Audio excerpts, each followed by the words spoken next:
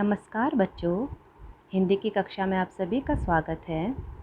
बच्चों, हम पाठ 1 हुआ सवेरा इसका अध्ययन कर रहे हैं। हमने इस पाठ को पढ़ लिया है, इस कविता का गायन किया है और इसके अर्थ को समझ लिया है। इसके बाद हमने लिखित कार्य भी शुरू कर दिया है। हमने नवीन शब्द लिख लिए हैं और शब्दार्थ भी लिख लिए हैं। तो आज बारी है प्रश्न उत्तर की। ये काम आपको अपनी हिंदी की कॉपी में करना है। तो जैसे मैंने पहले बताया है, आपको ऐसे ही दिनांक लिखनी है। आज की जो दिनांक है उसे लिखना है। उसके बाद विचार लिखना है, मेहनत करें। और उसके बाद पाठ संख्या और पाठ का नाम। तो पाठ का नाम क्या है? हुआ सवेरा। इसके बाद आपको प्रश्न उत्तर लिखना है। तो चलिए शुरू करते हैं। पहले मैं सारे प्रश्नों को पढ़ूंगी, उनके उत्तर को समझाऊंगी और आप इस पर ध्यान दीजिए। और बाद में समझने के बाद आपको यह काम अपनी कॉपी में करना है। तो चलिए शुरू करते हैं।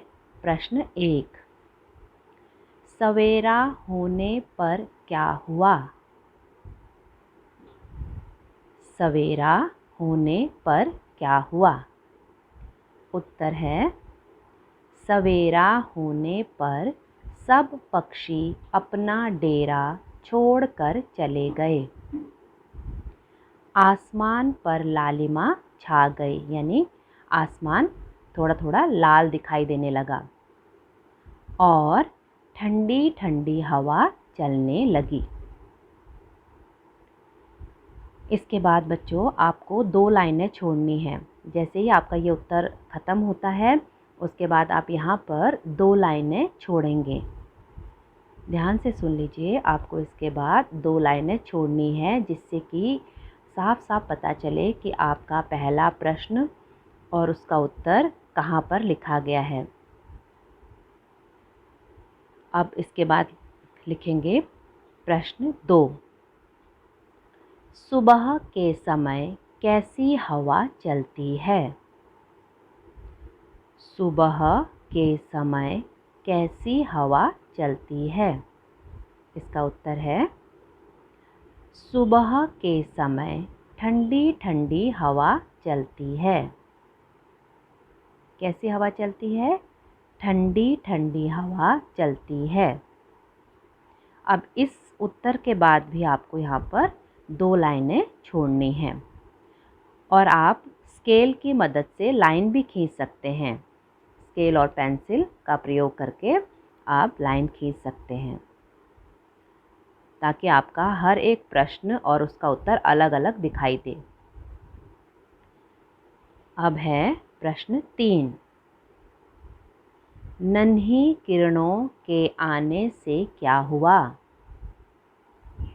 नन्ही किरणों के आने से क्या हुआ? उत्तर है, नन्ही किरणों के आने से कलियां खिलकर फूल बन गई।